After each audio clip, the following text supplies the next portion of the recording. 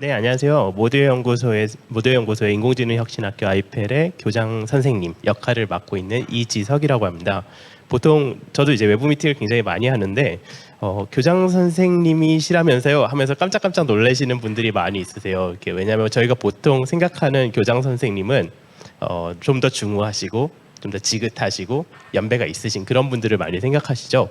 근데 저희는 그런 느낌을 좀 바꾸고 싶었어요. 학교가 우리가 가지고 있는 선입견들, 우리가 학교는 이래야 돼라고 생각했던 그런 기존의 상식들을 많이 바꿔주고 싶었습니다. 그래서 뭐 학교에는 여러 가지 호칭들이 있죠. 학장님이 계실 수도 있고, 아니면은 뭐 부장님이 계실 수도 있고, 뭐 교무부장 같은 분들이 계실 수도 있고 한데, 저희는 교장 선생님, 내부에서는 교장 쌤이라고 부르는데요.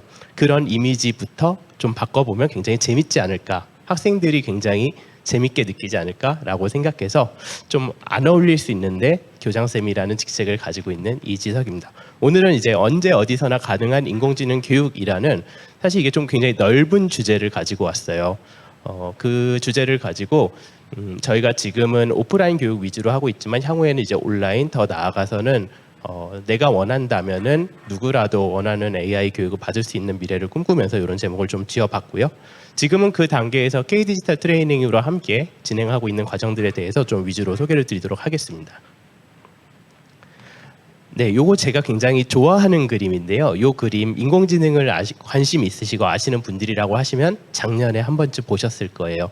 작년에 이제 GPT-3라는 인공지능 모델이 언어를 주로 이제 많이 분석을 하는 모델인데 아보카도 모양의 의자를 그려줘라고 했을 때 그 GPT-3를 가지고 사용한 달리라는 모델이 있는데 그 달리라는 모델이 그려준 그림입니다.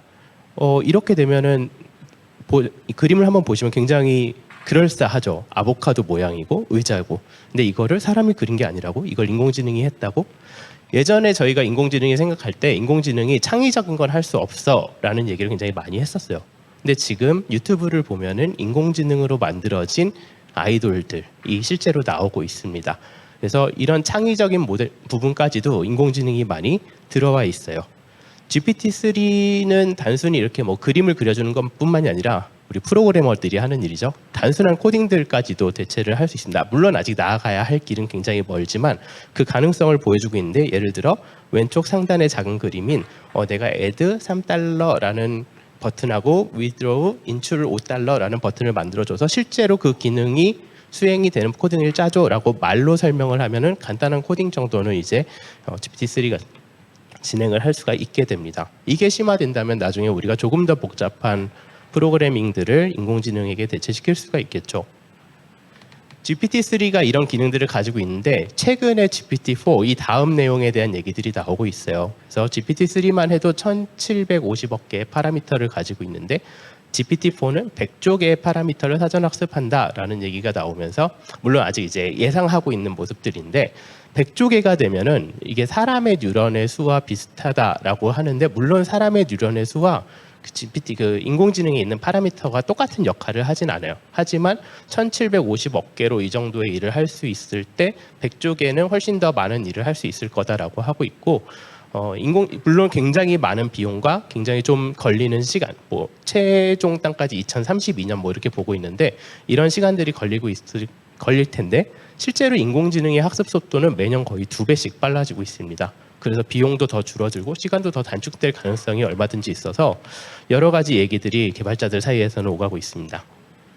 이런 것뿐만 아니라 오토데스크라고 하면 저희가 오토캐드라는 프로그램을 잘 알고 있죠. 아마 학교에서도 캐드 같은 거 배우기도 하고 하는데 그 설계하는 프로그램이죠. 2D나 3D 설계를 하는 프로그램인데 이런 오토캐드에서는 인공지능을 사용해서 이런 생성 모델 같은 것들을 자동으로 만들어주는 그런 툴들을 이미 상용화를 진행하고 있습니다. 그래서 설계에서 내가 설계에 꼭 필요한 부분들이 있죠. 지금 그림에 보면 오른쪽 위에 홀은 바뀌면 안 되는 부분이 있을 거예요. 그리고 오른쪽 상단의 홀도 고정이 돼야 되는 부분이니까 이 부분은 바뀌면 안 되는 부분일 겁니다. 그래서 이런 구속 조건들을 잘 정의만 해주면 나머지 부분은 인공지능이 알아서 굉장한 수백 가지, 수천 가지 모델로 생성을 해줍니다. 근데 단순히 이게 뭐 이런 특이한 형태로 생성이 된다 이렇게 해서 끝나면 안 되겠죠.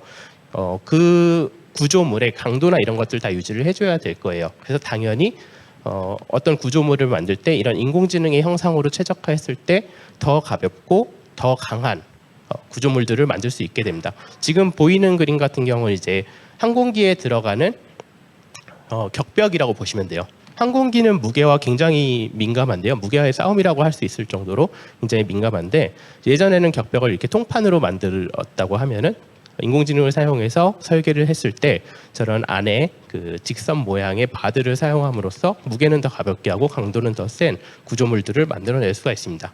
이러다 보면은 이제 이런 것들 그럼 실제로 만들어내는 건 어렵지 않나 현실 세계에서라고 생각하실 텐데 요새는 이제 금속 3D 프린터나 이런 것들로 이런 시제품들을 제작하고 있는 단계입니다.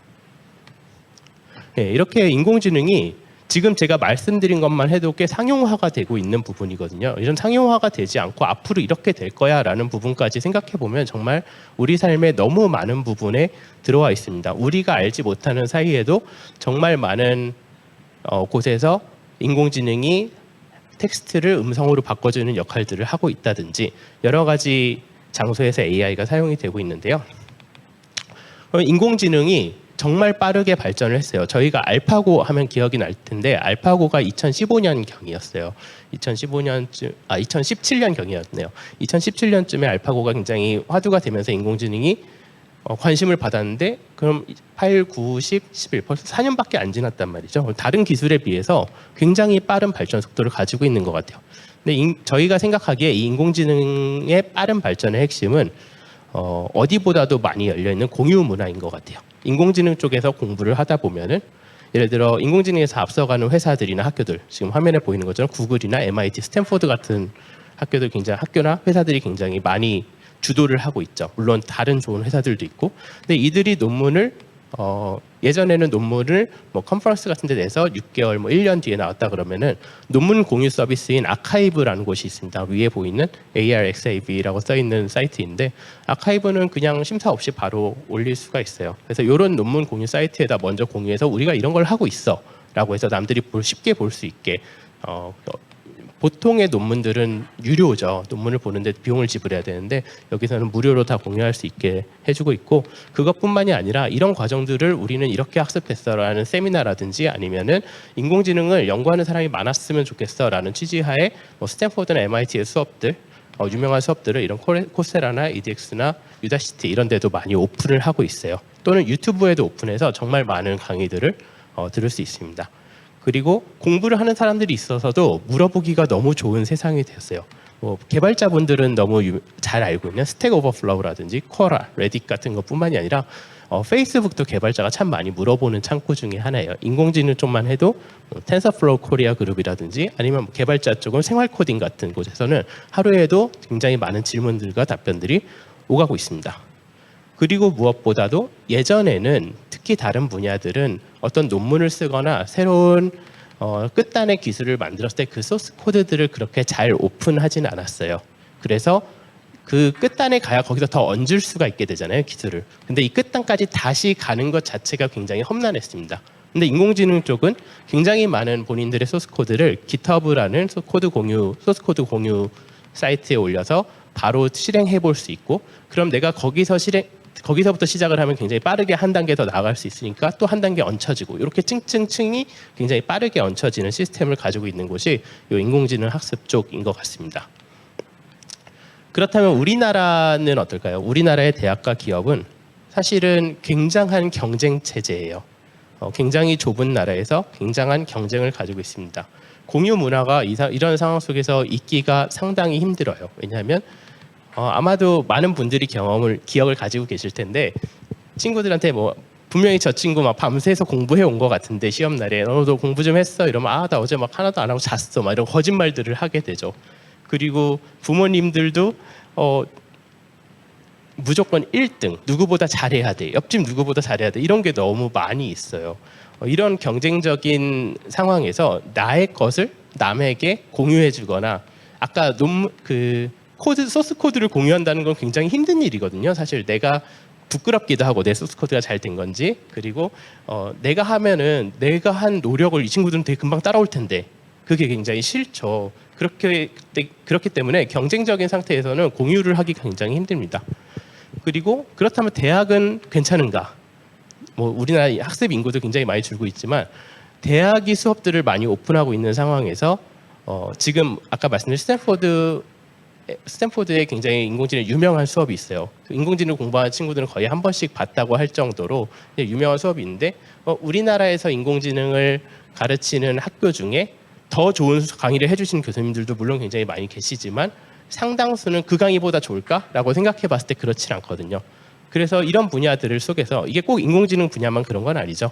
대학의 경쟁력이 점점 상실되고 있습니다. 그렇다고 그리고 이렇게 학교를 마친 친구들이 졸업을 하고 취업이 목표가 되어 있어요. 그럼 취업을 하면은 뭘 하나 우리는 행복한가라고 봤을 때 다시 경쟁 속으로 빠져듭니다. 모두 연구소는 이런 문제를 좀 해결하고 싶었습니다. 그래서 모두 연구소는 누구든지 하고 싶은 연구 주제가 있다면은 연구실을 만들 수가 있고요. 내가 재밌어 보이는 연구실을 찾았으면은 누구나 그 연구실에 참여할 수 있는 열린 연구소, 공유 연구소라고 보면 될 것 같습니다. 그래서 오늘 말씀드리는 아이펠은 이 모두의 연구소의 기반 아래에서 생긴 학교라고 생각하시면 그 취지를 조금 더 이해하기 좋으실 거예요. 네, 모두의 연구소가 하는 일을 살짝 살펴보면요. 기본적으로 랩과 플립스쿨이라는 과정을 가지고 있습니다. 지금 모두 연구소를 설명드리는 이유는 뒤에 아이펠을 조금 더 이해하기 좋게 해드리기 위해서고요.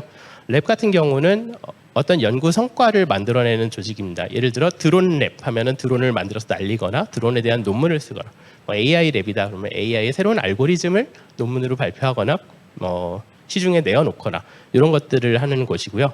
근데 우리나라 사람들의 특성이 참 우리나라만 그런 건 아닐 수도 있어요. 전 세계도 그럴 수 있는데 연구를 하러 모였는데 공부만 하고 있는 경우가 되게 많아요. 그래서 공부만 할 거면 그냥 그렇게 공부하지 말고 공부는 우리가 따로 정말 잘 할 수 있는 과정으로 만들어 보자.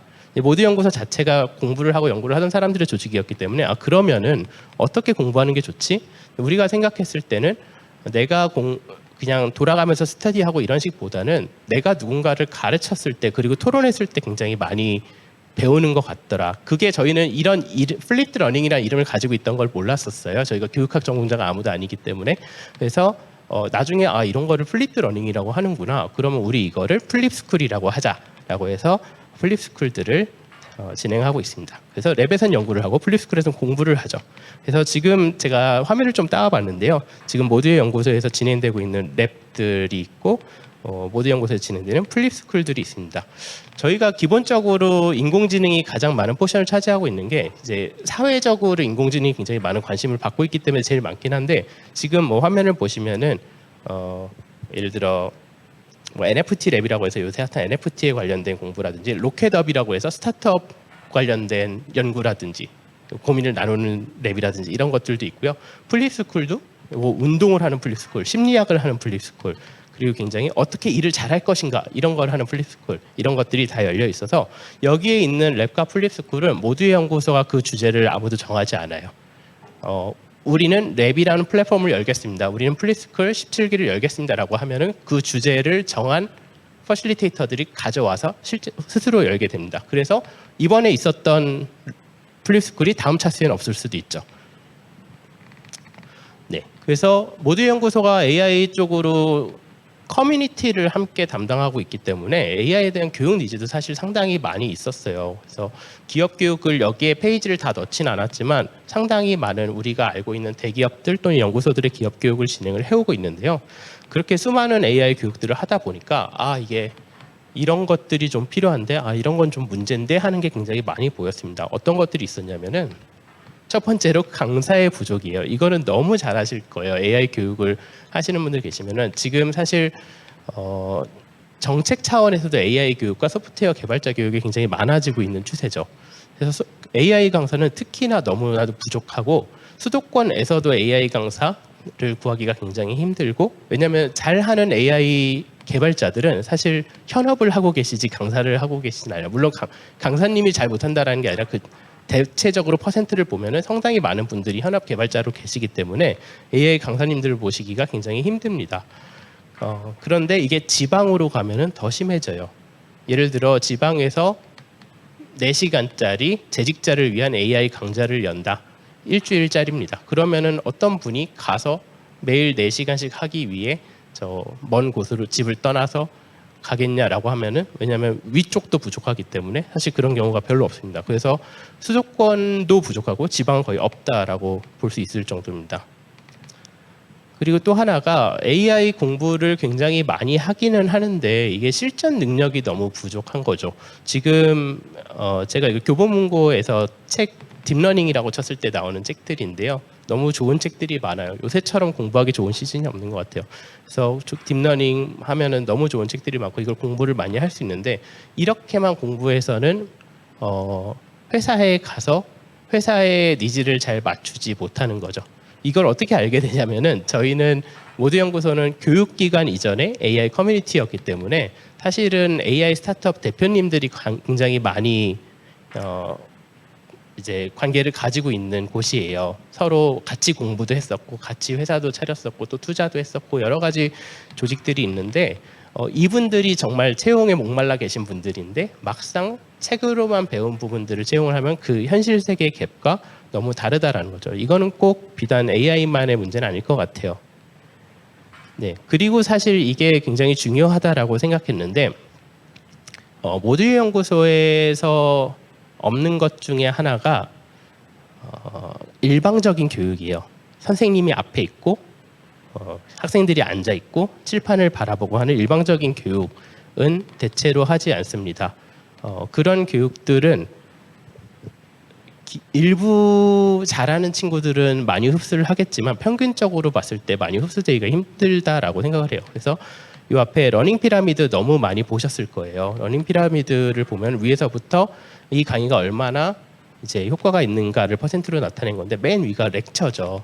제가 이렇게 앞에서 강의를 한다고 해서 많은 분들이 이걸 다 소화할 것이냐라고 하면 그 확률이 굉장히 낮다라는 거죠. 그래서 위에서부터 강의 읽는 것, 뭐 보는 것, 실제로 해보는 것까지 네, 여기까지 보통 우리의 수업들이 강사 위주의 수업으로 되어 있어요.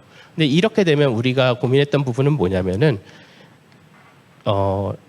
학생들이 고민을 하지 않아요.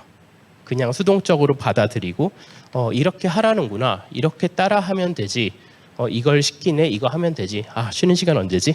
이렇게 됩니다. 근데 그 밑에 이 부분이 그럼 효율이 좋네 라고 해서 보면은 뭐냐면 디스커션, 토론하기, 그리고 프랙티스 듀잉, 실제로 하는 것, 그리고 제일 아래 저희가 정말 제일 좋아하는 거죠. teach others. 예, 서로 가르치는 것들이에요. 이렇게 스스로 진행하는 학습을 하게 되면은 저희가 이 부분이 정말 좋아라고 느꼈던 게 뭐냐면은 내가 뭘 모르는지 알게 됩니다. 저희가 메타인지에 대한 얘기를 할 때 뭐 그런 얘기들도 많이 하죠.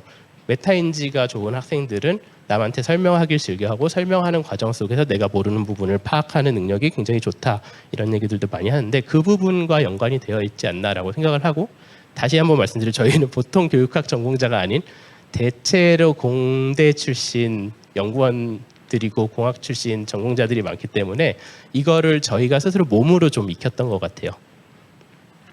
네, 그러면은 우리가 필요한 교육을 만들자. 그러면 좋지 않을까라고 생각을 했습니다. 그래서 다시 한번 되새겨봤죠. 우리가 뭘 잘했지? 모드연구소가 랩이랑 플립스쿨이 있고 뭘 잘했지? 하고 보니까 플립스쿨을 했으니까 일단 플립드 러닝이 잘했어요. 퍼실리테이터가 서로 토론하게 하고 질문 많이 하게 하고 매주 다 같이 공부해서 얘기하게 하고 이런 거를 좀 잘했던 것 같아요. 그리고 러닝 바이 두잉, 실제로 코딩하고 만들고 드론 랩이다 하면 드론 만들고 이런 거 굉장히 잘했던 것 같아요. 그리고 프로젝트 베이스드 러닝, 랩에서는 대부분의 한두 개씩의 프로젝트를 들고 들어가는데 이 프로젝트를 마칠 때까지 기승전결을 굉장히 잘 꾸며왔고 그래도 연구를 하던 사람이 좀 더 있다 보니까 프로젝트를 많이 잘 수행을 했던 것 같아요. 그래서 이걸 기반으로 프로젝트 아이펠이라는 걸 시작을 해봤습니다. 아이펠이 사실 이렇게 영어로 써놓으면 보통 AI펠, A펠 많이 읽어주시는데 어떻게 읽어도 사실 상관이 없긴 한데요. 저희는 아이펠이라고 읽고 있는데 인공지능과 에펠탑의 합친 단어예요. 이 뜻은 나중에 한 번 더 설명드리도록 하겠습니다. 그래서 저희가 뭘 만들었냐면 처음으로 우리는 강사가 가르치는 거를 그렇게 좋아하는 스타일이 아니니 강사 없이 스스로 학습할 수 있으면 더 많이 남을 것 같은데 그러면 그걸 할 수 있는 LMS, 러닝 매니지먼트 시스템 자체를 만들어 버리자. 우린 개발할 수 있으니까. 그래서 이걸 만들고 그리고 러닝 바이 두잉 해야 되니까 이론만 알고 코딩 못하는 건 정말 의미 없는 것 같아. 물론 이론을 아는 것 자체가 의미가 없진 않지만 실무에 가면 코딩을 해야 될 텐데 코딩 할 수 있어야 되지 않을까? 그래서 실전 코딩 문제를 풀어야 되는 하루하루를 꼭 만들어 놓고 그리고 사실은 회사에서 원하는 것은 우리가 추측하는 것과는 굉장히 다를 수가 있어요. 그래서 그러면 기업을 좀 연계해야 되지 않을까? 그래서 기업 연계 프로젝트 기반의 학습을 구성을 했습니다. LMS부터 하나씩 조금 보여드리면서 말씀을 드릴게요. 지금 LMS는 계속 저희가 버전을 올려가면서 개발을 하고 있어서 계속 모습이 개편되고 있긴 한데요. 이게 이제 웹 베이스의 LMS 화면이고요. 웹사이트로 들어가면은 이제 지금 뭐 익스플로레이션 8, 카메라 스티커 앱 만들기 첫걸음 이런 게 있네요. 그래서 이런 과정을 이 날 하루에 학습을 하는 내용입니다. 그래서 왼쪽에 보면은 8-1 카메라 스티커 앱 만들기 첫걸음, 그리고 8-2 어떻게 만들까 사전 준비하기, 뭐 이렇게 해서 8-7까지 되어 있고 8-6에 보면은 실전 프로젝트라고 되어 있고 오른쪽에 보면은 저희는 이제 영상도 사실 나쁜 건 아닌데 영상보다는 텍스트 위주로 좀 읽어갈 수 있는 내용들을 만들고 싶었어요. 그러니까 기술 블로그들을 개발하는 사람들 이제 기술 블로그들을 굉장히 잘 읽거든요. 그래서 유명한 기술 블로그들이 많이 있는데 그런 느낌인데 좀 재밌는 형식, 조금 더 기술 블로그를 보면은 기술 기고문과는 다른 게 훨씬 더 친근한 어투를 사용하죠. 뭐 이렇게 가끔 짤방 같은 것도 쓰고 아니면 유행어 같은 것도 쓰고 그래서 그런 거 다 허용됩니다. 저작권을 침해하지 않는 선에서 다 허용을 되고 있고 그래서 요 컨텐츠를 그러면은 누가 만들었냐라고 하면은 요 컨텐츠 자체도 이제 모두 연구소에는 굉장히 수많은 같이 연구하시던 분들이 있으니까 현업에 이제 여러분들이 다 아실 수 있는 유명한 기업에 계신 인공지능 현업자들 또는 대학원생들 중에서 저희가 선발을 해서 그 중에서 당연히 인공지능의 내용들은 잘 아시고 글을 잘 쓰시는 분, 잘 이해시킬 수 있는 분들 위주로 모아서 지금 이런 노드들이 100개 이상 지금 거의 200개를 향해 가고 있는 것 같은데요. 계속해서 제작이 되고 있습니다. 그래서 노드를 조금 더 자세히 살펴보면요. 저희가 코딩을 바로 같이 할 수 있어야 된다고 했으니까 이 기반 내에서 코딩도 같이 할 수 있게 해놨습니다. 그래서 노드 안에서 코딩을 타이핑하고 실제로 돌려볼 수 있고 단순히 보통 인공지능 파이썬이라는 언어를 사용하는데요. 파이썬 코딩만 하는 게 아니라 텐서플로우라든지 이런 것들 다 사용해서 인공지능에 관련된 코드들이 다 돌아갈 수 있도록 세팅을 해놨고 지금 처음 단계에서는 저희가 GPU 랩탑 자체를 다 대여를 해드렸었어요. GPU가 없으면은 이제 그래픽 카드라 그러죠. 인공지능 자체를 학습하기 되게 오래 걸려서 그런 걸 다 대여해 드렸었는데 지금은 클라우드로 다 연동을 해서 심지어는 본인 뭐 아이패드 같은 걸로도 여기서 코딩을 해서 인공지능 코딩을 하실 수가 있게 돼 있습니다. 그리고 밑에 보면은 이제 진행 확인을 위한 퀴즈 같은 거 제출을 해야 되는데요. 이게 아무리 동기부여를 잘 해도 컨디션 안 좋고 이런 날에 쓱쓱쓱쓱 막 넘어가는 경우도 있죠. 제대로 안 읽고. 근데 그거를 저희가 그대로 두면 안 되겠죠. 그래서 중간중간에 이 내용들을 숙지하지 않았으면은 제출할 수 없는, 숙지했으면 쉽지만 숙지하지 않았으면 어려운 그런 코드 퀴즈들을 만들어 놓고 이런 퀴즈들을 기반으로 서로 또 토론할 수 있는 환경들을 조성을 합니다. 네, 그러면은 이게 정말 강사 없이 괜찮나요? 라고 했을 때 100%는 아직 아닌 것 같아요. 우리나라는 어렸을 때부터 토론 학습을 하던 거에 익숙하지 않아요. 물론 요새 어린 친구들은 제가 잘 모르겠어요. 요새 지금 초등학생, 지금 중학생은 잘 모르겠는데 아마 훨씬 더 낫지 않을까 싶었는데 제가 2018년쯤이었나? 대학교에 석박사 과정에 듣는 수업을 들어가 있을 일이 있었는데 그때 굉장히 놀랐던 게 2018년이니까 저는 클래스에 들어가는 게 굉장히 오랜만이잖아요. 근데 그때도 그 석박사 과정에 한 60명 정도 있었던 것 같은데 수업 내내 아무도 질문을 하지 않았어요. 우리나라에서 그래도 메이저 대학교라고 하는 대학교의 수업이었는데 사실 너무 익숙하지 않은 거죠. 질문을 한다는 것 자체가. 그래서 막 뭐 중국 친구들한테 니네 나라도 이러니 뭐 일본 친구들한테 니네 나라도 이러니 막 그날 물어봤던 기억이 나는데 질문하는 것 자체가 남한테 폐를 끼친다고 생각하실 수 있고 교수님의 권위에 도전한다고 생각하기도 해요. 그래서 익숙하지 않아서 그럼 너네끼리 수업해볼래? 라고 했을 때 정말 조용하게 진행이 됩니다. 그래서 거의 저희 과정의 초반부는 그거와의 싸움이에요. 그걸 깨주는 싸움이 한 달 동안 진행이 됩니다. 그럼 이거를 깨줄 누군가가 있어야 되잖아요. 그래서 학생 한 10명 정도당 한 명씩 퍼실리테이터가 있습니다. 그래서 이 퍼실리테이터들이 그럼 누구냐? 퍼실리테이터들이 강사 아니에요? 라고 생각하시는데 퍼실리테이터는 절대 강사가 아니고요. 보통 학습을 먼저 해본 선배예요. 그러니까 아이펠에 앞 기수가 있으면 그 기수의 선배 중에 나 퍼실리테이터를 하면서 내가 좀 더 성장돼 보고 싶어요라고 하는 친구들이 퍼실리테이터를 진행하고, 그럼 이 친구들이 물론 더 잘 알겠죠. 처음 하시는 분들보다 더 잘 알겠지만 현업에 계신 분만큼 막 이렇게 유려하진 않을 거거든요. 그럼에도 불구하고 가장 어려운 부분들을 가장 잘 긁어줄 수 있는 사람들이 이 선배들이죠. 그러니까 대학교 동아리 생각해 보시면 돼요. 내가 기타 동아리에 가서 1학년 때 기타 하나도 모르는데 제일 멋져 보이는 막 저기서 후당탕 치는 사람들이 2학년, 3학년들이거든요. 물론 프로페셔널 하진 않지만 이 친구들이 뭘 모르는지 어떻게 뭐가 제일 힘든지 제일 잘 알고 있죠. 그런 역할들을 이런 퍼실리테이터들이 강사 대신 진행을 해줍니다. 네, 그래서 퍼실리테이터들이 지금 온라인 상에서도 제가 이제 개인 정보가 있어서 모자이크로 좀 지어놨는데 어떤 내용들인지 정리도 해주고 토론도 유도하고, 그리고 학습하는 것 자체가 굉장히 지칠 수 있는 과정이에요. 그러니까 저희가 인공지능 과정, 저희가 운영하는 이 IPL 과정도 오프라인 6개월 과정입니다. 6개월 동안 매일 7시간씩 공부를 해야 돼요. 굉장히 지칠 수 있는 과정인데 그 지침을 나에게 동료가 있어, 내가 기댈 사람이 있어, 이런 느낌을 많이 받게 해주는 분들이 퍼실리테이터 분들입니다. 네. 그리고 아까 프로젝트 조금 더 자세히 설명드릴게요 라고 했는데요. 노드를 풀다 보면은 지금은 9번 영화 리뷰 텍스트 감성 분석하기 노드인데 맨 아래 보면 9-11 프로젝트가 있어요. 네이버 영화 리뷰 감성 분석 도전하기. 그래서 오른쪽에 조금 더 크게 펼쳐놨는데 이 앞에는 계속 공부하는 거에 가까워요. 이걸 이렇게 하면 이렇게 될 거고 저렇게 하면 저렇게 될 거고, 이렇게 학습을 했다라고 하면은 이 과정에서 이 프로젝트를 매주 제출을 해야 됩니다. 그러니까 매주 1개 또는 2개씩은 제출을 해야 돼요. 그래서 이 앞에 있는 배운 내용들을 내가 다시 한번 보게 되고 그걸 응용해서 이 프로젝트까지 해서 제출을 하게 되면 저희가 별점으로 매겨서 평가를 해드립니다. 그리고 기본적으로 이제 레벨 달성 교육을 위해서 학습한 내용들을, 우리나라의 그 선행 학습은 참으로 무섭죠. 어떤 노드를 열어놓으면 뒤부터 봐요. 그런 게 굉장히 비일비재한데, 그래서 저희는 실제로 스케줄을 일주일 이상 공개하지도 않을 뿐더러, 다음 주 거 안 열어줍니다. 뭐 할지 모르는데 공개하지 않을 뿐더러 이 노드 안에 1, 2, 3, 4도 그 노드를 다 보지 않으면 그 다음으로 넘어가지 않게 권장을 하고 있습니다. 네. 아까 제가 그 프로젝트를 제출한다 그랬는데요. 이 프로젝트들을 제출할 때 아까 소스 코드 공유를 하게 되어 있는 사이트인 GitHub에다가 보통 제출을 하게 돼요. 그래서 GitHub에 올리고 저희 링크로 보내게 돼 있는데, 이렇게 하는 이유가 사실은 그냥 저희한테 보내도 돼요. 소스 코드를 그냥 보내도 되는데 GitHub으로 하게 한 이유는 개발자 채용을 하다 보면은 사실 이 질문이 꼭 나와요. GitHub 링크를 제출해 주세요, 또는 개발 블로그 같은 거 운영하시나요? 이런 질문들이 상당히 거의 제 생각에 90% 이상 있을 것 같은데요.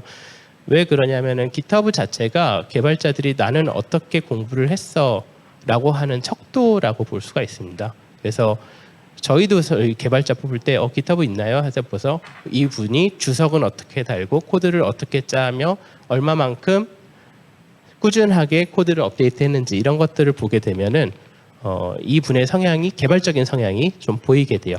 그래서 저희도 지금은 이제 K디지털 트레이닝과 함께하기 때문에 이 친구들의 취업을 책임져야 되는 입장에서 우리가 채용을 할 때 이런 걸 보는데, 그러면은 이 친구들의 GitHub를 굉장히 풍성하게 해줄 필요가 있다라는 취지에서 이렇게 GitHub 링크를 받고 있고, 이걸 통해서 매번 루브릭이 있습니다. 그 매 프로젝트마다 여기 지금 화면에 보이는 거 보면 1번이 뭐 데이터 분석 전 과정이 성공적으로 진행되었는가, 뭐 전처리 학습 과정 결과에 대한 설명이 시각화를 포함하여 체계적으로 진행되었는가, 이런 루브릭들을 매 프로젝트마다 가지고 있고, 이 루브릭 기반으로 퍼실리테이터들이 채점을 진행해서 별점 하나에서 3개까지 제공을 하고 있습니다.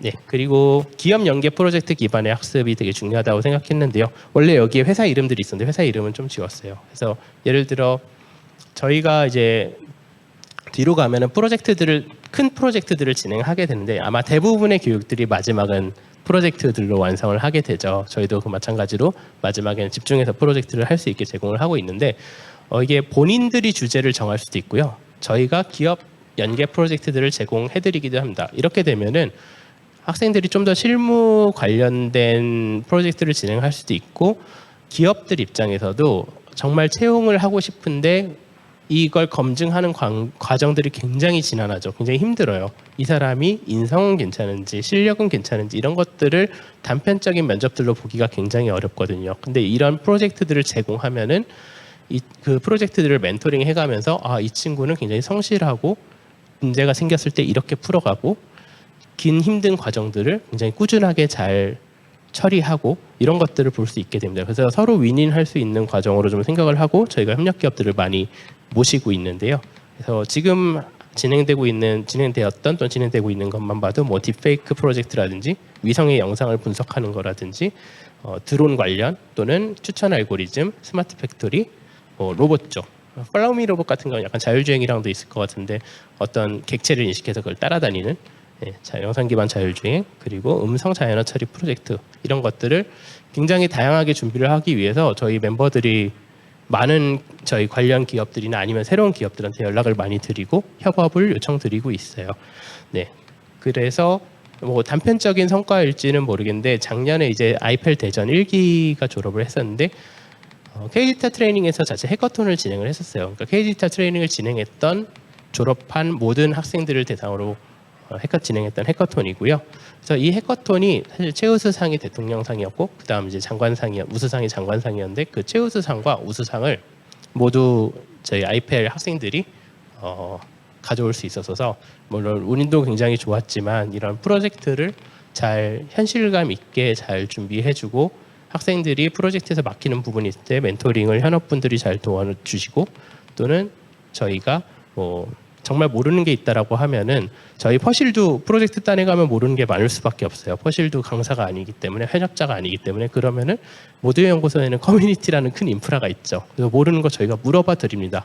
굉장히 잘하는 분이 있을 수도 있죠. 이 프로젝트에서 그렇게 했다는 게 아니라 해커톤에서 실제로 이제 학생들이 과정 중에서 진행을 할 때 수업 중에 그런 것들을 지원을 해드리고 있습니다. 굉장히 재밌었던 게 이 대통령상을 수상한 팀의 팀장 친구는 보통 이거 많이 물어보시죠. 비전공자 뭐 이렇게 많이 물어보시죠. 이 친구는 전공자가 아니에요. 근데 비전공자도 아니에요. 이 친구는 고등학교를 졸업하고 대학교를 안 갔어요. 그리고 바로 저희 아이펠로 들어왔습니다. 근데 고등학생임에도 불구하고 굉장히 열심히 이제 형도 있고 누나들도 있고 해서 따라와가지고 처음에 인공지능 하나도 모른 채로 들어와서 나중에는 정말 인공지능을 잘 구현하는 물론 아직도 주니어 개발자의 영역에 있지만 그럼에도 불구하고 정말 많이 성장을 했던 과정이었습니다. 그래서 저희도 굉장히 놀랐어요. 이 친구 처음 들어왔을 때 굉장히 숫기 없고 조용하고 이랬었는데 이런 토론 수업이라든지 이런 것도 너무 잘 따라와줘서 굉장히 감사하게 생각을 하고 있습니다. 그래서 간단하게 저희가 이제 타 시스템이랑 비교해서 뭐가 다르지라고 해봤는데 글로벌로 봤을 때 국내랑은 비교를 하지 않았고 유다시티나 유데미나 인프런이 있긴 하군요.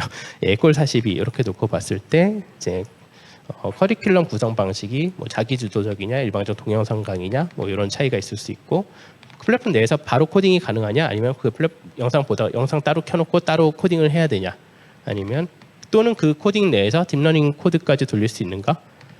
그러면은 내가 클라우드 또는 아니고 내 로컬 GPU에서도 이걸 돌릴 수 있는가? 그리고 교육의 형태가 오프라인도 가능한가? 뭐 온라인만 되는가? 이런 것들로 구분했을 때 아이펠은 대부분의 것들을 충족시키고 있는 상황입니다.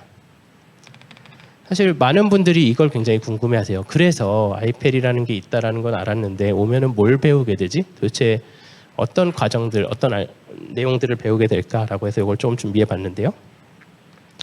제가 이제 오른쪽에 9월, 10월, 11월이라고 써놓은 이유는 저희가 최근에 모집한 과정이 9월에 시작하는 과정이 있었어요. 그래서 그걸 사례로 좀 가져왔는데요. 총 6개월 과정이고 6개월 동안 하루 7시간 840시간이라는 긴 시간을 가게 됩니다. 그래서 앞에 3개월이 상반기, 뒤에 3개월이 하반기예요. 그래서 앞에 3개월은 인공지능을 사실 모르고 들어오신 분들이라고 봐야 돼요. 모르고 들어오신 분들은 인공지능을 이제 내가 무엇을 하고 싶은지 인공지능에 무엇이 있는지조차 잘 모르는 단계죠. 내가 개발자가 되고 싶어요 라고 하면은 이미 개발자에 계신 분들은 어느 개발자라고 물어보실 거예요. 내가 프론트엔드가 되고 싶은 그러니까 웹 개발자가 되고 싶은 건지 아니면 인공지능 개발자가 되고 싶은 건지 이렇게 다양한 분야가 있듯이 인공지능 내에도 굉장히 다양한 분야가 있습니다. 내 적성을 알아볼 수 있는 가장 좋은 방법은 다 해보면 됩니다. 그래서 정말 많은 인공지능의 모델들, 저희는 보통 모델이라고 부르는데 이 모델들을 많이 접해보고 이 접하는 과정 속에서 아까처럼 이제 익스플로레이션 스테이지, 펀더멘탈 스테이지로 나눠놓는데요. 아까 프로젝트가 있던 과정이 익스플로레이션 스테이지였는데 이 두 과정이 섞어가면서 진행이 돼요. 익스플로레이션 스테이지는 쉽게 말하면은 그냥 모험을 떠나는 스테이지예요. 그래서 내가 이것도 해보고 저것도 해보고 하는데 어떤 느낌이냐면 내가 아직 많은 걸 배우지 않았어요. 들어와서 프로그래밍도 많이 안 배웠고 딥러닝에 대해서도 많이 안 배웠고 잘 모르는데 해보라고 해요. 이거 누르면 일단 돌아가니까 해봐. 자, 그럼 여기서 뭐 바꿔야 이게 될까? 내가 3개짜리 구분하는 거 하고 했었는데 10개짜리 구분하려면 여기서 뭘 바꿔야 되지? 그러면 이제 내용이나 이론 잘 모르겠는데 일단은 돌아갈 수 있게 가이드를 해줍니다.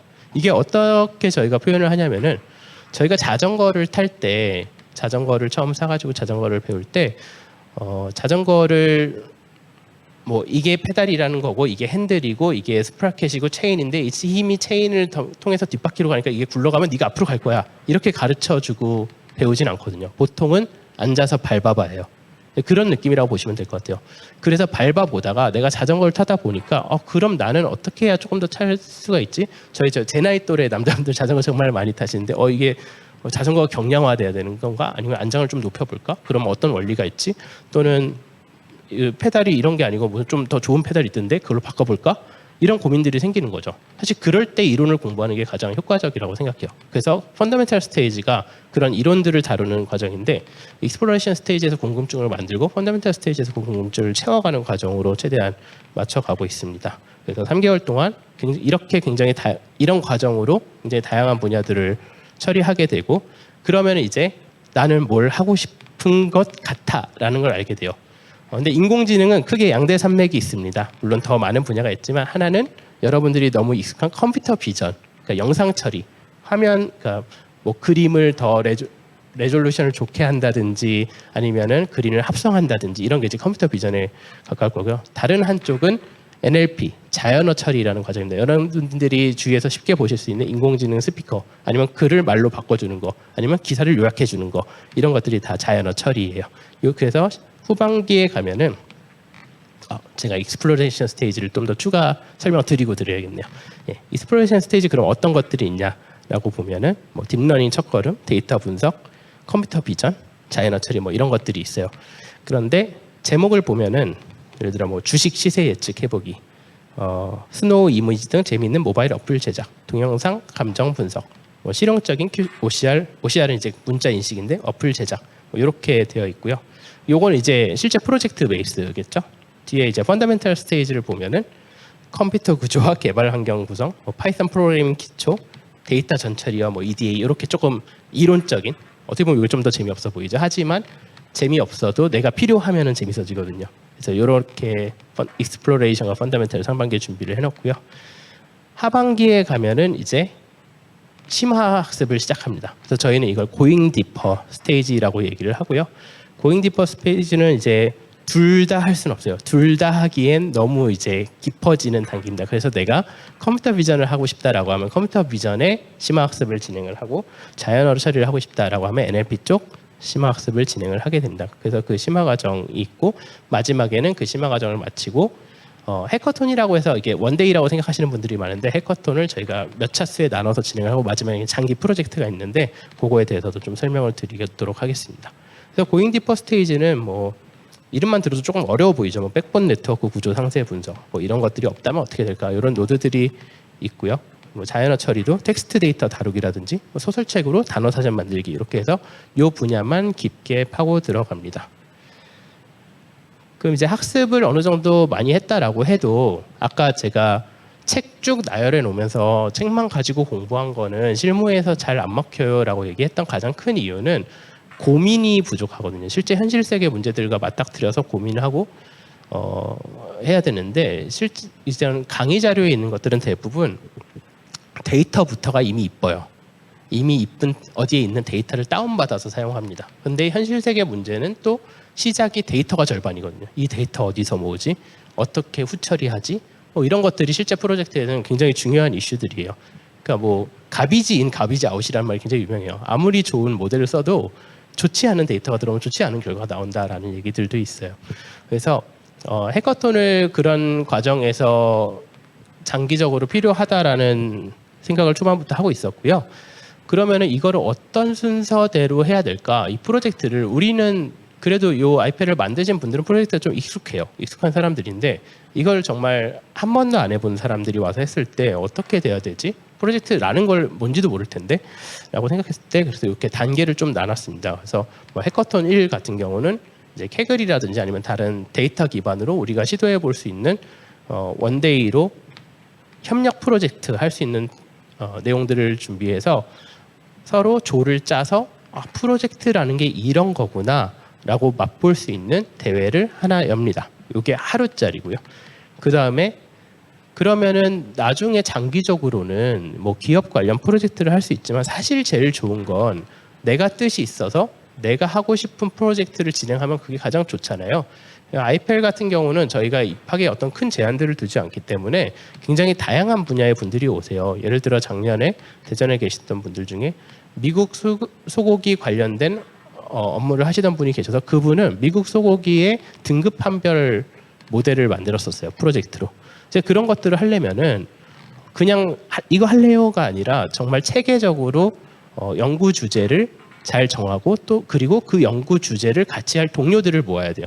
그래서 해커톤 2에서는 연구 주제를 작성하고 연구 계획서를 작성하는 거죠. 사실 이거는 공대생들이 정말 싫어하는 것 중에 하나죠. 기획서를 쓰는 거예요. 그래서 이 기획서를 잘 쓰면 저희가 선정을 해줘서 이게 실제 프로젝트가 될 수 있도록 띄워주고 조언들을 모을 수 있게 됩니다.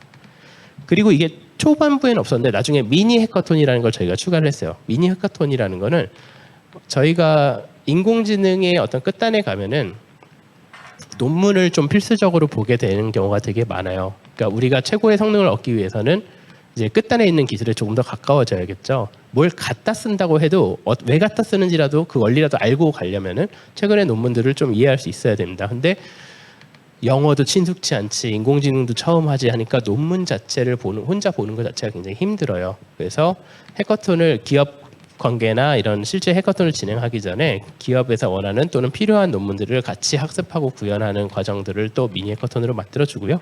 마지막에 해커톤 3는 거의 6주간 팀별 연구 프로젝트를 수행해서 그 결과물들을 같이 이제 축제처럼 발표하게 됩니다. 많은 분들이 그래서 이 교육을 누가 받을 수 있나요?라고 여쭤보시는데요. 저희가 지금 이제 고용노동부의 K-디지털 트레이닝 과정으로 진행을 하고 있기 때문에 기본적으로 이제 고용노동부와 함께하면 국민내일배움 카드를 발급을 받아야 되죠. 누가 받을 수 있냐요?라고 물어보면 사실 저희는 크게 제약은 없어요. 비전공자여도 상관이 없고요. 연세, 나이 물어보시는 분들 굉장히 많으신데 저희 나이도 상관없습니다. 단지 이제 국민내일배움 카드를 미성년자들을 받을 수 없기 때문에 좀 어렵겠죠. 그래서 나이도 관계 없고요. 뭐 성별도 관계 없고요. 아무런 제약을 두지 않고 저희는 심지어 이 과정에서 보시면 알겠지만 코딩 테스트가 없어요. 사실 교육은 운영하기 제일 좋은 교육은 모집률이 높은 곳에서 좋은 사람들을 경쟁률 높게 뽑아서 코딩 테스트를 보고 이미 잘하는 사람들을 데려다가 교육을 시키면 뭘 해도 잘해요. 굉장히 그나마 운영하기 좋죠. 근데 모드 연구소를 아까 제가 먼저 설명드린 이유가 있어요. 저희는 경쟁보다는 상생이 굉장히 중요하다고 생각하고 지금 잘하는 친구들은 스스로도 잘할 수 있고 물론 잘하는 친구들 저희가 싫어한다는 건 아니에요. 그리고 잘하는 친구들은 더 많은 기회들을 가져갈 수 있는 게 요새 너무 많아요. 그래서 저희는 코딩 테스트를 보기보다는 옆에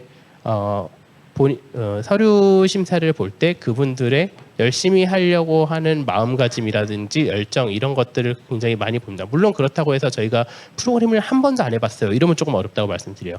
근데 최소한의 코딩 조금 만져보고 수학을 너무 싫어하거나 난 수학은 보면 미칠 것 같아 이러면 사실 좀 어렵겠죠. 그 정도만 아니라고 하면은 대부분 다 면접을 보고 있습니다. 그래서 과정으로 보면은 이제 1차 서류를 보고 대부분 상당수 많이 저희가 면접을 보고 있어요. 왜냐하면 면접에서 사실 더 많은 거를 볼 수 있다라고 생각하기 때문에 그렇게 뽑고 있고요. 지금 사진을 보시면은 이거는 사실 되게 꽤 옛날이라서 마스크를 이제 잘 안 쓰고 있기도 한데 이제 이때는 코로나가 그렇게 심각하던 시절이 아니었죠. 아이펠 토론 면접은 사실 이때 이후로는 다 지금 온라인으로 보고 있긴 한데요. 너무 코로나가 심해가지고 토론 면접을 저희가 먼저 질문지를 드려요. 서류 패스하면 질문지를 드려서 그 질문지를 미리 공부해 오시면 돼요. 구글링 검색하셔도 되고 친구한테 물어보셔도 되고 뭐 엄마 아빠한테 물어볼 수도 있겠죠. 그래서 공부해 오시면 그걸 가지고 뭐 저나 다른 뭐 저희 인공지능 개발자나 이런 분들이 같이 들어가서 토론을 합니다. 꼬리에 꼬리를 무는데 또 많은 분들이 물어보세요. 그러면은 토론을 잘 해야 설명을 잘 해야 붙나요? 라고 하면 그건 아닙니다. 설명을 아무리 잘해도 같이 공부하는 분들을 무시하거나 다른 분의 말을 양해 없이 커트하고 본인의 얘기만 진행하거나 이런 분들은 저희는 탈락이에요. 서로 같이 공부하면서 내가 질문을 하나도 못해도 저 이거 모르겠는데 좀 알려주실래요? 라고 얘기할 수 있는 사람이 훨씬 더 발전 가능성이 저희는 높다라고 생각해서 이런 점들을 고려해서 지금 여기도 한 6분 계시죠. 맨 뒤에 계신 분은 이제 같이 토론하셨던 분 저희 회사 분이고 6분을 거의 1시간 이상씩 면접을 봅니다. 굉장히 긴 시간을 면접을 봐요. 며칠 동안 거의 제가 목이 쉬는 기간인데 며칠 동안 계속 요 조별로 면접을 봐서 굉장히 실제로 사람을 보고 이분은 모두연의 그런 상생의 마음으로 성장하실 수 있다라고 하는 분들을 많이 모시고 있습니다. 예. 그리고 아까 연령대도 저희도 50대 분들도 꽤 계셨어요. 그래서 굉장히 열심히 하시고 잘 하시고 젊은 친구들 사실 교육하시는 분들이 좀 꺼려 하시죠. 연령대 너무 높으시면. 근데 이것도 면접을 보면은 알 수 있어요. 이분이 이런 젊은 친구들과 더불었을 때 오히려 모범이 돼서 잘 도와줄 수 있을까? 이런 것들을 알 수 있습니다. 네. 그래서 지금 사실 졸업은 아이펠 KDT 과정으로 아이펠 대전 1기가 6월 23일 날 수료를 했어요. 얼마 안 됐죠? 그리고 지금 이제 막 2기가 진행을 하고 있는데요. 요거는 이제 대전시와 함께 진행을 했었고 대전 정보문화산업진흥원이 함께 도움을 주셔서 진흥원 내에서 공간을 마련해서 진행을 했었고요. 대전시에서 너무나 감사하게 GPU 장착 노트북이라든지 이런 교육 장비 공간들을 다 또 지원을 더 해주셨습니다. 그래서 현재 훈련 인원 이거 많이 궁금해하시죠. 그래서 수료율이 얼마지? 취업률이 얼마지? 이거 많이 궁금해하시는데 그냥 솔직히 딱 여기 써놨어요. 훈련 51명 중에 조기 취업 아쉽게도 조기 취업이 저희가 수료율로 안 잡히죠. 조기 취업하고 중도 탈락 3명 해서 수료율은 90% 정도였고요. 졸업생 현황으로 이제 6월 말이니까 이제 얼마 안 됐죠. 보통은 졸업생 현황을 6개월 뒤에 판단을 하는데 현재로 보면은 약간 50%가 약간 넘는 상태인데 저희는 가능하면은 조금 6개월이라는 시간이 있으니까 조금 더 노력을 하더라도 아무데나 가진 않았으면 좋겠다라고 생각을 해요. 학생들이.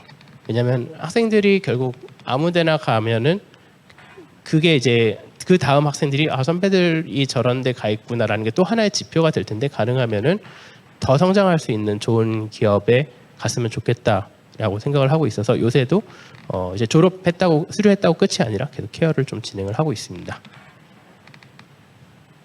네, 그래서 아이펠이 저희가 아까 지방은 AI 강사를 더 구하기 힘들어요라는 얘기를 했었죠. 그래서 AI 강사를 더 구하기 힘드니까 지방은 AI 교육 자체가 진행되기가 굉장히 어려운 상태고 사실 대부분의 교육기관들도 온라인으로 하던가 아니면 수도권 오프라인으로 하게 되는 경우는 수도권을 굉장히 선호하게 돼요. 안 그러면 모집 자체도 너무 어렵고 강사님 모시기도 너무 어렵거든요. 그게 현실적인 문제인데 저희는 일단 그 문제를 좀 기술적으로 해결해 보자라고 해서 해결했고 그 해결한 이유가 사실 이런 이유예요. 이런 울산이나 부산이나 대구 이런 장기적으로는 저희는 전국에 있는 친구들이 1시간 안 거리에서 내가 인공지능을 배우고 싶다라고 하면은 자기의 비용이 들이지 않고 인공지능을 배울 수 있는 기반을 마련해 주고 싶다라는 게 저희의 꿈이고요. 그래서 2021년 12월에 울산, 부산, 대구 또 오픈을 합니다. 지금 저희가 캠퍼스가 총 강남, 양재, 인천, 울래동, 대전 5개가 있고요. 여기에 울산, 부산, 대구까지 해서 총 8개가 올해 말까지 준비가 될 예정입니다. 그래서 아마 요것들은 이제 곧 모집을 시작할 예정입니다. 사실 걱정이 되는 면이 없지 않아 있어요. 그러니까 울산, 부산, 대구를 하겠습니다라고 호기롭게 얘기하면은 사실 상당히 많은 이제 교육 전문가나 이런 분들이 모집이 너무 어렵다. 거기서 모집이 너무 어려워서 할 수 있을지 모르겠다라고 많이 조언을 해주시는데 그렇다고 해서 아무것도 안 할 수는 없고 그런 것쯤 한번 하는 게 또 스타트업 아닌가라는 생각이 있고요.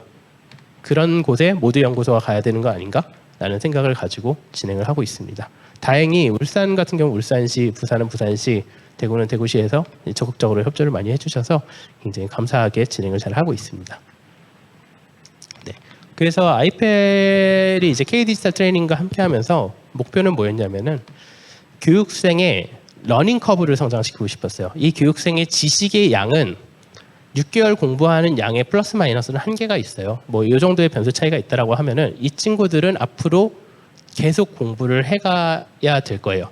개발자라고 하면은 계속해서 공부를 해야 되는 숙명 같은 게 있고 그 개발 자체를 즐겨야 되고 그 개발 속도 자체를 높여야 앞으로 향후 굉장히 좋은 개발자가 될 거라고 생각을 합니다. 그걸 이제 러닝 커브라고 표현을 했는데 러닝 커브가 기울기를 초반에 높여주면 그 다음에 시간이 지나갈수록 점점 더 많이 아는 개발자가 될 수 있겠죠. 그래서 이런 러닝 커브를 성장시켜서 취업을 준비하고 있는 친구들에게 양질의 일자리, 그냥 여기 가봐 저기 가봐가 아니라 이 회사는 이런 부분에 있어서 교육생이 하고 있는 이런 분야에 굉장히 포텐셜이 있고 그럼 이 분야로 가고 싶으면 이 회사를 가보는 게 좋을 것 같아. 이런 식으로 양질의 일자리를 좀 제공하려고 노력을 하고 있고요. 그리고 개발자 채용이 어려운 스타트업들, 그러니까 저희도 정말 친한 스타트업 대표님이 많은데 오랜만에 만나가지고 이제 앉아서 잠깐 얘기하려고 하면 정말 앉으시면서 좋은 사람 없어요라고 물어보세요. 그 회사도 투자도 받고 좋은 회사인데도 불구하고 좋은 사람 없나요라는 얘기를 맨날 입에 대표님들 달고 사십니다. 근데 좋은 사람은 많은데 핏이 잘 맞아야겠죠. 그래서 이런 스타트업들에게 이런 프로젝트 등을 통해서 적극적인 채용 기회를 제공하고 있고 대전 같은 경우는 그렇게 해서 채용이 된 친구들도 꽤 있습니다. 그렇게 해서 저희가 이제 인공지능이 물론 개발자도 굉장히 부족하지만 인공지능도 굉장히 많은 인재가 부족한 상황인데요. 이런 부족 문제들을 해결을 하기 위한 시작으로 아이펠을 진행하고 있다라고 말씀드릴 수 있을 것 같습니다. 마지막으로 너무 공적인 얘기만 한 것 같아서 이제 모두의 연구소 같은 경우는 저희 모토는 경쟁이 아닌 상생이라는 모토를 가지고 있는데요. 또는 이제 많이 하는 말 중에 하나가 어제보다 나은 내일, 어제보다 나은 오늘 뭐 이런 얘기들을 많이 하고 있는데요.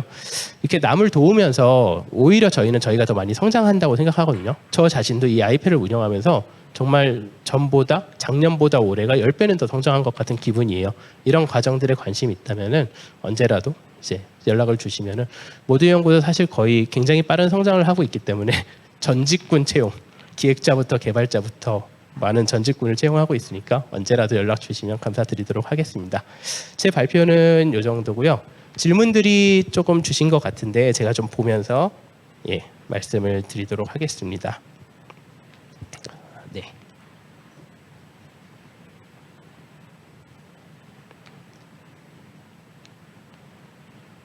이게 위에서부터가 새로운 질문이군요.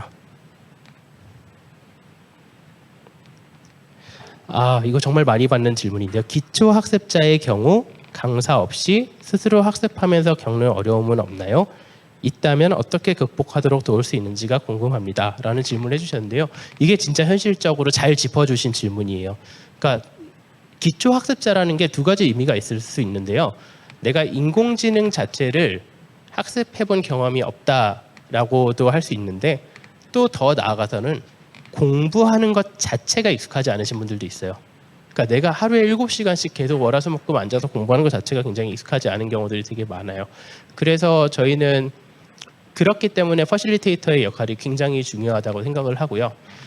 예를 들어 그런 분들은 저희 과정 중에 여기에서는 자세하게 너무 시간상 디테일하게 설명 안 드렸는데 그 모두 연구소에 하는 플립 과정이 실제로 이 과정 안에도 녹아 들어가 있어요. 그래서 사실 뭐 다양한 그 과정 안에서도 다양한 수준 차이들이 있기 때문에 수준별로 끊어서 학습을 한다든지 다양한 수업들을 진행을 하는데 그렇게 한 10명을 퍼실리테이터와 함께 진행을 하게 되면은 그 10명 중에 두세 분 정도는 정말 처음부터 끝까지 한마디도 안 하는 분들이 초반에 계세요. 근데 그런 분들을 이제 계속 말을 할 수 있게 꺼내오는 거죠. 그게 대답이 아니어도 돼요. 질문이어도 됩니다. 모르면 모른다고 하면 돼요.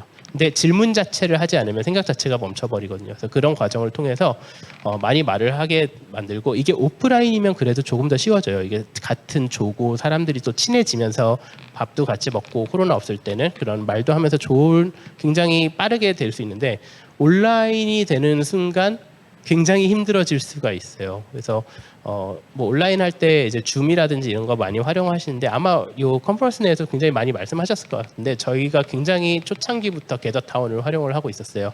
그러니까 학생들이 이제 켜놓고 정말 인터랙션이 점점 없어지는 게 현실적으로 눈이 보이고 온라인으로 하게 되면, 그런 경우에 이제 게더타운이 좋은 대안이 돼가지고 좀 활동적으로 많이 얘기를 하면서 할 수 있게 돼 있고, 너무 공부가 힘들어하는 경우는 공부만 너무 하게 두지도 않아요. 그냥 좀 쉴 수 있게 또는 다른 얘기들을 할 수 있게 이렇게 조금 많이 풀어주는 역할들을 하고 있어서, 이게 저희 한 캠퍼스에 퍼실리테이터 분들이 계시고 담임 선생님이 계세요. 그래서 공부적인 고민들은 퍼실리테이터들이 풀어주고, 내가 생활적인 또는 학습에 관련된 고민들은 담임 선생님들이 굉장히 많이 풀어주시도록 하고 있습니다.